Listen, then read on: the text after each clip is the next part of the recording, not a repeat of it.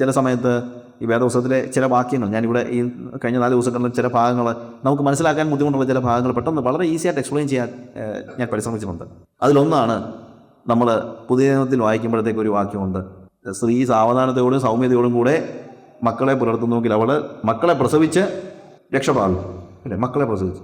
അപ്പോൾ ഞാൻ ആലോചിച്ചില്ല, ആദ്യമൊക്കെ വായിക്കുമ്പോഴേ നമ്മൾ ചിന്തിക്കുന്നത് എന്തല്ലേ മക്കളെ പ്രസവിച്ച് രക്ഷപ്പെടാം, അപ്പോൾ കൂടുതൽ പിള്ളേരുണ്ടായാൽ മതിയല്ലോ, അതാണോ കൂടുതൽ രക്ഷയ്ക്കുള്ള മാർഗം എന്ന് നമുക്ക് ഒരുപക്ഷെ ചിന്തിച്ചേക്കാം.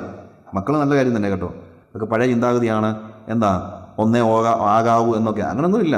It is God's. I am not asking you to have എന്തുവാ continue every year maternity leave വാങ്ങിക്കുന്ന കാര്യമൊന്നുമല്ല ഞാൻ പറഞ്ഞത്. ബട്ട് സ്റ്റിൽ കുഞ്ഞുങ്ങളുടെ നമ്പർ കൂടിയോട് നിങ്ങൾ പേടിക്കേണ്ട കാര്യമൊന്നുമില്ല. It is God's gift. അത് നിങ്ങൾ പേടിക്കേണ്ട കാര്യമൊന്നുമില്ല.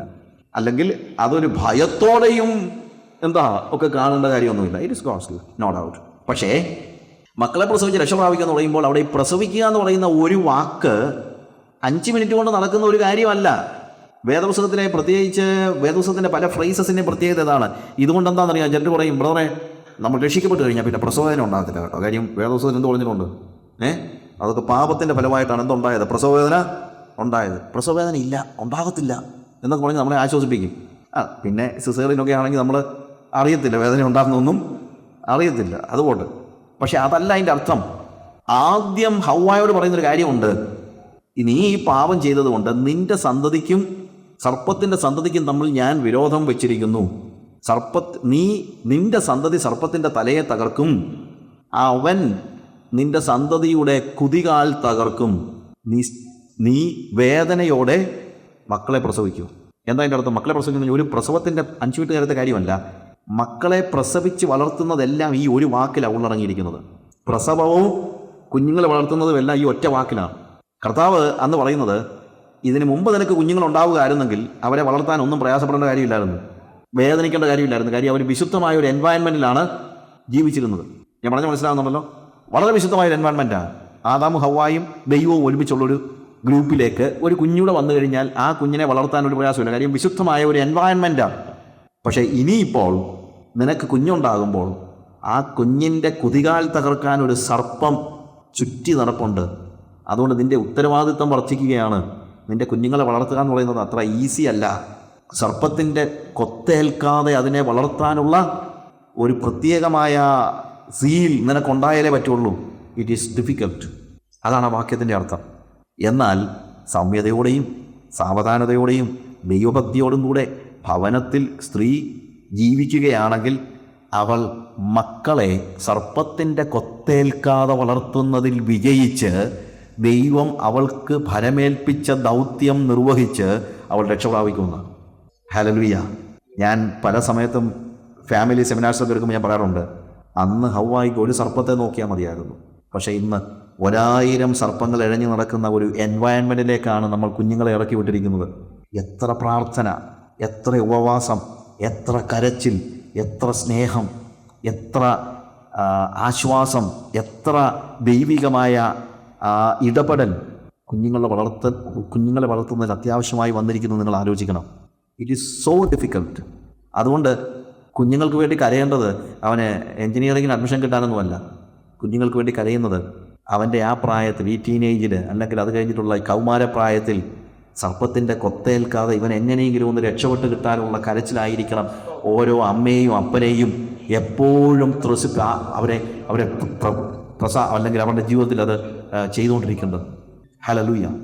അപ്പോൾ ഞാൻ പറയട്ടെ, ഇവിടെ ഐഡോളട്രിയെക്കുറിച്ച് ഇവിടെ പറയും, അല്ലെങ്കിൽ പറഞ്ഞു. അതിനുശേഷം നമ്മളുടെ പരസംഗത്തെക്കുറിച്ച് പറയുമ്പോഴത്തേക്ക് പൗലോസ് ഓർപ്പിക്കുന്ന കാര്യം ഇതാണ്, വളരെ ശ്രദ്ധിക്കണം. മോവാബ്യ സ്ത്രീകളുമായിട്ടുള്ള ചെറിയ ഇടപെടലുകൾ വളർന്നാണ് ആ എൻവയൺമെൻറ്റിലേക്ക് ഇവർ ചെന്നതുകൊണ്ടാണ് എന്ത് സംഭവിച്ചത്, ഇത്ര വലിയ പാതകം അവരുടെ ജീവിതത്തിൽ സംഭവിച്ചത്. നമ്മുടെ ജീവിതത്തിൽ നമ്മൾ എത്ര കോഷ്യസ് ആയിരിക്കണമെന്നാണ് പറയുന്നത്. ഇസ്രായേൽ മക്കൾ പരസംഗം ചെയ്തത് ഇസ്രായേലിലുമായിട്ടല്ല, ശരിക്കും ആരുമായിട്ടാണ്? മോവാബ്യ സ്ത്രീകളുമായി. അവർ ബാൽപെയോരിനോട് ചേർന്നു. അവർ വിളിച്ചോണ്ട് എവിടെ കൊണ്ടുപോയി? അവരുടെ ഉത്സവങ്ങൾക്ക് കൊണ്ടുപോയി, അവരുടെ ദേവന്മാർക്ക് ബലി കഴിക്കുന്ന ഉത്സവ സ്ഥലങ്ങളിലേക്ക് കൊണ്ടുപോയി. ആ ദൈവത്തെ പ്രസാദിപ്പിക്കുവാനുള്ള ആ ടെമ്പിൾ പ്രോസ്റ്റിറ്റ്യൂഷൻ അല്ലെങ്കിൽ അവരുടെ ഉത്സവങ്ങളുടെ ഇടയ്ക്ക് നടക്കുന്ന ദൈവത്തെ പ്രസാദിപ്പിക്കുന്നതിന് വേണ്ടി അവർ ചെയ്യുന്ന ആ നിലയിലേക്ക് ഇവർ വളർന്ന് അവർക്ക് പിന്മാറാൻ കഴിയാത്ത നിലയിലേക്ക് മാറിപ്പോയി. ആദ്യം അവര് അമ്പലത്തിൽ ചെന്നാണ് ഇത് ചെയ്തതെങ്കിൽ, ഇവിടെ നമ്മൾ ഈ വാക്യത്തിൽ വായിക്കുന്ന 25-ാം വാക്യത്തിൽ വായിക്കുമ്പോഴത്തേക്ക് അവിടെ എന്താ സംഭവിക്കുന്നത് അറിയാമോ? അവിടെ എന്താണ് ഒരു ഇസ്രായേലിയൻ 6-ാമത്തെ വാക്യത്തിൽ അതിൻ്റെ മോശയും സമാഗമന കൂടാരത്തിൻ്റെ വാതിൽക്കൽ കരഞ്ഞുകൊണ്ടിരിക്കുന്ന ഇസ്രായേൽ മക്കളുടെ സർവ്വസഭയും കാണെ ഒരു ഇസ്രായേലിയൻ തൻ്റെ സഹോദരന്മാരുടെ മധ്യത്തിലേക്ക് ഒരു മിദ്യാന്യ സ്ത്രീയെ ഇങ്ങോട്ട് കൊണ്ടുവന്നു. തുടങ്ങിയത് എവിടാണ്? അപ്പനും അമ്മയും ഒന്നും കാണാതെ, അയലോക്കക്കാർ കാണാതെ, രഹസ്യത്തിൽ, ആരും അറിയാതെ തുടങ്ങിയതാണ്. പാപത്തിൻ്റെയൊക്കെ പ്രശ്നം അതാണ്. തുടക്കം പാത്തും പതുങ്ങിയൊക്കെ ആയിരിക്കും. പക്ഷെ ഇപ്പോഴെന്താണ്? പരസ്യമായിട്ട് കാണാ എന്നെ, ഞാൻ എനിക്ക് ഇഷ്ടമുള്ളത് ചെയ്യും. He lost his mind, is not sober. അവൻ നിർമ്മതനല്ല, അവൻ്റെ മനസ്സ് ശുദ്ധമല്ല. അവനെ സംബന്ധിച്ചിടത്തോളം പിശാച് അവനെ കയ്യിലെടുത്തു കഴിഞ്ഞു. അവനെന്ന് പറയും, നമ്മുടെ എല്ലാ കുഞ്ഞുങ്ങളൊക്കെ കാര്യം തുടക്കത്തിൽ എന്താണ്? ആരും അറിയാതെയാണ് ഓരോ കാര്യങ്ങൾ അവർ ചെയ്യുന്നത്. കള്ളു കുടിക്കുന്നവനെന്ന് ആദ്യത്തെ ദിവസം തന്നെ പരസ്യമായിട്ടാണ് കള്ളു കുടിക്കുന്നത്, അല്ലല്ലോ? ഈ അണ്ടർസ്റ്റാൻഡ് വാട്ട് ഐ സേ? കുറച്ച് കഴിയുമ്പോഴത്തേക്ക് നമ്മളോട് ലൈസൻസ് കിട്ടിയെന്ന് പറയുന്നത് പോലെ it starts with something like ഒരു ജുഗുപ്സാവഹമായ ഒരു കാര്യമായിട്ടൊക്കെ ആയിരിക്കും അവൻ ചിന്തിക്കുന്നത്. കുറച്ച് കഴിയുമ്പോഴത്തേക്ക് ഒരു പ്രസ്റ്റീജ് ഭാഗമായിട്ടാണ് അവൻ ചിന്തിക്കുന്നത്. And we need to be careful, cautious. പാപത്തിൻ്റെ ഓരോ സ്റ്റേജിലും നമ്മൾ ഭയങ്കരമായിട്ട് കോഷ്യസ് ആയിരിക്കണം. ഇതാണ് ഇവിടെ പറയുന്നത്. ഇസ്രായേൽ അന്ന് പരസംഗം ചെയ്തതുപോലെ നിങ്ങൾ പരസംഗം ചെയ്യാനായിട്ട് പാടില്ല. ഇസ്രായേൽ മക്കളുടെ സർവ്വസഭയും കാണുക ഒരു ഇസ്രായേലിയൻ തൻ്റെ സഹോദരന്മാരുടെ മധ്യത്തിലേക്ക് ഒരു മിദ്യാന്യ സ്ത്രീയെ കൊണ്ടുവന്നു. അഹരോൻ പുരോഹിതൻ്റെ മകനായ എലയാസന്റെ മകൻ ഫിനെഹാസ് അത് കണ്ടപ്പോൾ സഭയുടെ മധ്യത്തിൽ നിന്ന് എഴുന്നേറ്റ് കയ്യിലൊരു കുന്തമെടുത്തു. ഇസ്രായേലിൻ്റെ പിന്നാലെ അന്തപുരത്തിലേക്ക് ചെന്ന ഇരുവരെയുമായി ഇസ്രായേലിനെയും എസ്തയെയും തന്നെ അവരുടെ ഉദരം വരെ തുളയും വരെ കുത്തി. അപ്പോൾ ബാധ ഇസ്രായേൽ മക്കളെ വിട്ടുമാറി ബാധ കൊണ്ട് മരിച്ചു പോയവർ 24,000 പേർ ഒരു ദിവസം. എന്തുകൊണ്ട്? ഇതിനെ ലളിതമായി എടുത്തതുകൊണ്ട്, അത് വലിയ കുഴപ്പമില്ലാന്ന് ചിന്തിച്ചതുകൊണ്ട്, ലോകത്തിൻ്റെ വാക്കുകൾ കേൾക്കാൻ തുടങ്ങിയതുകൊണ്ട്, ലോകത്തിൻ്റെ ആളുകളുമായിട്ട് ദൈവികമല്ലാത്ത നിലയിൽ ഇടപെടുവാൻ തുടങ്ങിയതുകൊണ്ട്. We need to be very much careful. We are a separated people. നമ്മൾ വ്യത്യസ്തരായ, ദൈവത്തിന് വേണ്ടി വേർതിരിഞ്ഞ ജനങ്ങളാണെന്നുള്ള തിരിച്ചറിവുണ്ടായിരിക്കണം. പാപത്തിൻ്റെ എല്ലാ പ്രലോഭനങ്ങളെയും പടിക്ക് പുറത്ത് നിർത്താനായിട്ട് നമ്മൾ എപ്പോഴും ചിന്തിച്ചേ പറ്റൂ. That is very much essential. ഇനി അടുത്തത് 10-ാം അധ്യായം 9-ാം വാക്യം. അവർ ചിലർ പരീക്ഷിച്ച് സർപ്പങ്ങളാൽ നശിച്ചു പോയതുപോലെ നിങ്ങൾ കർത്താവിനെ പരീക്ഷിക്കരുത്.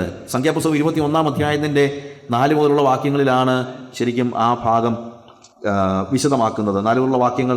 പിന്നെ അവർ ഏദോം ദേശത്തെ ചുറ്റിപ്പോകുവാൻ ഹോർ പർവ്വതത്തിൽ നിന്ന് ചെങ്കടൽ വഴിയായി യാത്ര പുറപ്പെട്ടു. വഴി നിമിത്തം ജനത്തിൻ്റെ മനസ്സ് ക്ഷീണിച്ചു. ജനം ദൈവത്തിനും മോശയ്ക്കും വിരോധമായി സംസാരിച്ച് മരുഭൂമിയിൽ മരിക്കേണ്ടതിന് ഞങ്ങളെ മിസ്രൈം ദേശത്ത് നിന്ന് കൊണ്ടുവന്നത് എന്തിന്? ഇവിടെ ഈ അപ്പവുമില്ല, വെള്ളവുമില്ല, ഈ സാരമില്ലാത്ത ആഹാരം ഞങ്ങൾക്ക് വെറുപ്പാകുന്നുവെന്ന് പറഞ്ഞു. അപ്പോൾ യഹോവ ജനത്തിൻ്റെ ഇടയിൽ അഗ്നിസർപ്പങ്ങളെ അയച്ചു, അവ ജനത്തെ കടിച്ചു. ഇസ്രായേലിൽ വളരെ ജനം മരിച്ചു. ജനം മോശയുടെ അടുക്കൽ വന്നു, ഞങ്ങൾക്ക് യഹോവയ്ക്കും വിരോധമായി സംസാരിച്ചതിന് ഞങ്ങൾ പാപം ചെയ്തിരിക്കുന്ന സർപ്പങ്ങളെ ഞങ്ങളുടെ ഇടയിൽ നിന്ന് നീക്കിക്കളയുവാൻ യഹോവയോട് പ്രാർത്ഥിക്കണമെന്ന് പറഞ്ഞു. മോശ ജനത്തിനോട് പ്രാർത്ഥിച്ചു. യഹോവ മോശയോട് ഒരു അഗ്നിസർപ്പത്തെ ഉണ്ടാക്കി കൊടിമരത്തിൽ തൂക്കുക, കടിയേൽക്കുന്നവൻ ആരെങ്കിലും എന്നെ നോക്കിയാൽ ജീവിക്കുമെന്ന് പറഞ്ഞു. Okay, story. ഇവിടെ എന്താ? അവരിൽ ചിലർ എന്ത് ചെയ്തതുപോലെയാ നമ്മൾ വായിച്ച ഭാഗം? അവരിൽ ചിലർ പരീക്ഷിച്ച സർപ്പങ്ങളാൽ നശിച്ചു പോയതുപോലെ. നോക്കുക, എന്താ ഇവർ ചെയ്ത പരീക്ഷ? അവർ പറഞ്ഞത് ഇത്രയേ ഉള്ളൂ. അവർ ഏതോം ദേശം വഴിയായി ചുറ്റിപ്പോകാൻ ഹോർ പർവ്വതത്തിൽ ചെന്നു. ചെങ്കടൽ വഴിയായി യാത്ര പുറപ്പെട്ടു. വഴി നിമിത്തം ജനത്തിൻ്റെ മനസ്സ് ക്ഷീണിച്ചു. അതായത് അവർ പ്രതീക്ഷിച്ച സമയത്ത് കാര്യങ്ങൾ നടക്കുന്നില്ല, അത്രയേ ഉള്ളൂ കാര്യം. അതാണ് വഴി നിമിത്തം ക്ഷീണിച്ചെന്ന് പറയുന്നത്. എത്ര സമയമായിട്ട് നടക്കുക. പലപ്പോഴും ഉണ്ടാകുന്ന, ഞാൻ ഈ കഴിഞ്ഞ പ്രാവശ്യം മൊസാംബിക്കിലെ ഒരു ഇൻറ്റീരിയർ വനത്തിനകത്തുള്ള ഒരു സ്ഥലത്ത്, എനിക്ക് വനത്തിനകത്താണെന്നൊന്നും അറിയത്തില്ല, അന്നൊരു പാസ്റ്റർ അവിടുത്തെ ഒരു ലോക്കലിലാണ് എന്നെ വിളിച്ചതുകൊണ്ട് ഞാൻ അയാൾ പറഞ്ഞ സ്ഥലത്ത് ചെന്ന് ബസ് ഇറങ്ങി. അവിടെ ഞാൻ പറഞ്ഞു, ഫോൺ ചെയ്ത് ഇവിടെ വരാൻ വേണ്ടി പറഞ്ഞ് അയാളോട് വന്നു കഴിഞ്ഞപ്പോഴത്തേക്ക് മീറ്റിംഗ് അറേഞ്ച് ചെയ്തിരിക്കുക പാസ്റ്റേഴ്സിന് വേണ്ടി. അവിടുത്തെ ലോക്കലായിട്ടുള്ള വനത്തിനകത്ത് അവിടെ ചർച്ച നടക്കുന്നത്. അപ്പോൾ ഞാൻ അദ്ദേഹത്തോട് ചോദിച്ചു, ഓക്കെ എന്നാൽ നമുക്ക് പോവാം, എങ്ങനെയാണ് പോകുന്നത്? ഉടനെ അദ്ദേഹം പറഞ്ഞു, നമുക്ക് ഇങ്ങനെ പോവാം.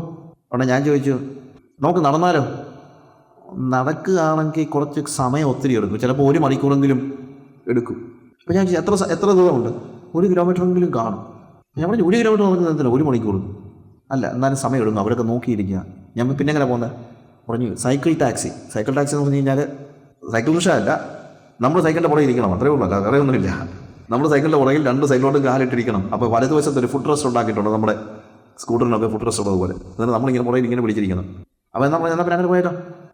ഞങ്ങൾ രണ്ടുപേരുണ്ടായിരുന്നു, പാസ്റ്ററുണ്ട്. ഞങ്ങൾ 3 സൈക്കിൾ ടാക്സി പിടിച്ച് പൈസയൊക്കെ പറഞ്ഞ് കൊണ്ടുപോയി. ഇപ്പോൾ ഒരു കിലോമീറ്റർ താഴെ ഉള്ളൂ എന്നാണ് പറഞ്ഞത്. പക്ഷേ 1.25 മണിക്കൂർ വനത്തിനകത്തൂടെ പോയിട്ട് അവിടെ ചെന്നത് 15-16 കിലോമീറ്റർ ഉണ്ട്. ഇദ്ദേഹത്തിന് ഈ കിലോമീറ്റർ എന്താണെന്നൊന്നും അറിയത്തില്ല, അതാ പറ്റിയത്. ഇദ്ദേഹത്തിന് ഈ കിലോമീറ്റർ, അദ്ദേഹം പറഞ്ഞ ശരിയാ, 1 കിലോമീറ്റർ, അത് ഇവിടെ 1/2 കിലോമീറ്റർ ഒന്നും കണക്കൂട്ടുണ്ടോ? ഒന്നുമില്ല. അപ്പം ഞാൻ പറഞ്ഞതെന്ന് വെച്ച് കഴിഞ്ഞാൽ കുറച്ച് കഴിയുമ്പോഴത്തേക്ക് നമ്മൾ എന്ത് ചെയ്തു പോകും? മടുത്തു പോകും. അതിനേക്കാൾ ഭയങ്കരമാണ് തിരിച്ചു വന്നപ്പോൾ ഞാൻ പറഞ്ഞു, ഈ ടാക്സിക്കാരെ ഇവിടെ നമുക്ക് തിരിച്ചു പോകണമല്ലോ. പിന്നെ അത് വേണ്ട, ഇവിടുത്തെ നമ്മുടെ പാസ്റ്റർമാരുണ്ട്, അവർക്ക് സൈഡ് കൊണ്ട് അവരെ തിരിച്ചു കൊണ്ടുപോകുന്നു. അപ്പോൾ അങ്ങോട്ട് പോയത് പ്രൊഫഷണൽ ടാക്സി ആയിരുന്നുകൊണ്ട് അവരൊരു കുഷനൊക്കെ വെച്ചിട്ടുണ്ട്. തിരിച്ചു വന്നപ്പോഴത്തേക്ക് ഈ മീൻകൊട്ട വെക്കുന്ന പോലുള്ള വലിയ കാരിയറാ. അപ്പോൾ എന്നിട്ട് പാസ്റ്റർ കയറിയിരുന്നു. അപ്പോൾ ഇങ്ങനെ നമ്മൾ വിശാലമായിട്ടിരിക്കണം. എത്ര കിലോമീറ്ററാ? 14 കിലോമീറ്റർ സൈക്കിളിലോട്. എൻ്റെ ദൈവം, ഇടയ്ക്ക് ഞാൻ ചെന്ന് ഇത് നിൽക്കത്തുമില്ല, എന്തോ ചെയ്യും? വഴി നിമിത്തം നമ്മൾ എന്ത് ചെയ്തു പോകും? അങ്ങ് വിഷമിച്ച് ക്ഷീണിച്ച് പോകും. പക്ഷെ വലിയ സന്തോഷമായിരുന്നു. അതൊക്കെ പോട്ടെ, ആ സ്റ്റോറീസ് ഒന്നും പറയാൻ നേരമില്ല. വളരെ ഞാനിപ്പോഴും ആ സ്ഥലങ്ങളിലേക്കാണ് പോകുന്നതല്ല, അങ്ങനെയുള്ള വനത്തിനകത്തുള്ള ആഫ്രിക്കയിലെ വനാന്തരങ്ങളിലുള്ള സഭകളിലേക്കാണ് ഞാൻ പോകുന്നതല്ല. ഓക്കെ, ഞാൻ പറഞ്ഞത് ഇവരെ വഴി നിമിത്തം ഇസ്രായേൽ മക്കൾ ജനത്തിൻ്റെ മനസ്സ് ക്ഷീണിച്ചു. ജനം ദൈവത്തിനും മോശയ്ക്കും വിരോധമായി സംസാരിച്ചു. ദൈവത്തിനും മോശയ്ക്കും വിരോധമായി. ഞങ്ങളെങ്ങാണോ അവിടെ പറയുന്ന കാര്യം എന്തെന്നറിയാമോ? അവർ പറയുന്നത്, മരുഭൂമിയിൽ മരിക്കേണ്ടതിന് നിങ്ങൾ ഞങ്ങളെ മിസ്രയീം ദേശത്ത് നിന്ന് കൊണ്ടുവന്നത് എന്തിന്? മരുഭൂമിയിൽ മരിക്കേണ്ടതിന്. ഇവൻ്റെ ചിന്ത ഇങ്ങനെ പോയാൽ ചത്തുപോകുമെന്നാണ്. അത് പിശാചിൻ്റെ വലിയൊരു തന്ത്രമാണ്. ദൈവം കൊണ്ടുപോകുന്ന വഴിയിൽ ദൈവം നമ്മളെ കൊന്നുകളയത്തില്ല. അത് നമ്മൾ മനസ്സിലാക്കണം. അതിനുള്ള ഒരു സ്റ്റേജ് അല്ല. If God wants us to be there, let us be there. ദൈവം അത് ആഗ്രഹിക്കുന്നെങ്കിൽ അങ്ങനെ ആയിക്കോട്ടെ. അത് ഏത് കാര്യവും, ആഫ്രിക്കയുടെ കാര്യമൊന്നുമല്ല ഞാൻ പറഞ്ഞത്. നിങ്ങളുടെ ജീവിതത്തിൽ പ്രതിസന്ധികളും പ്രയാസങ്ങളും വരുമ്പോൾ അത് ദൈവത്തോട് ചോദിക്കുക. ഞാനിപ്പോൾ നമ്മളെ ഉൽപ്പത്തി പുസ്തകം 12-ാം അധ്യായം വായിക്കുമ്പോഴത്തേക്ക് അബ്രഹാം കനാൻ ദേശത്ത് ചെന്ന് അവിടെ താമസിച്ച് തുടങ്ങി ആദ്യം എഴുതിയിരിക്കുന്ന വാക്കെന്നറിയാമോ? ദേശത്ത് ക്ഷാമമുണ്ടായി, ക്ഷാമം കഠിനമായി തീർന്നത് കൊണ്ട് അബ്രഹാം മിസ്രയീമിലേക്ക് ഇറങ്ങിപ്പോയതാണ്.